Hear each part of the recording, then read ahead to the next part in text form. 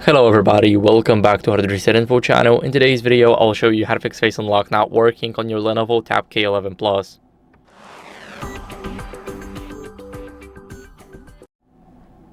So first, what you guys want to do is go over and clean the front camera lens with a microfiber cloth. So I got the cloth right here. Now what I'm going to do is I'm going to put it like this. And of course, we're going to clean the front camera. So this is very important. We want to make sure that there's no dust on it, no debris, no fingerprints. And the next thing we're going to do is we're going to re-register the face in the settings.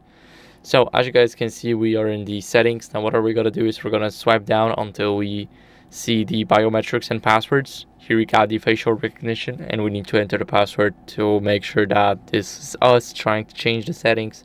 What are we going to do is click on delete face data and click delete. Now we're going to press again, of course, enter the password. And after entering the password, we can enable erase to wake again.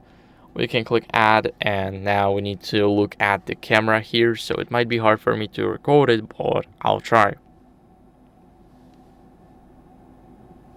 So as you guys can see, the face recognition is set. This is a part of my face, what it's scanned. We're gonna click done, and we can enable unlocking with mask on, but this is basically a security risk. We don't want it. And we got everything done. So as you guys can see, we can try. As you guys can see, face recognition is successful. Swipe up to unlock. So it is working.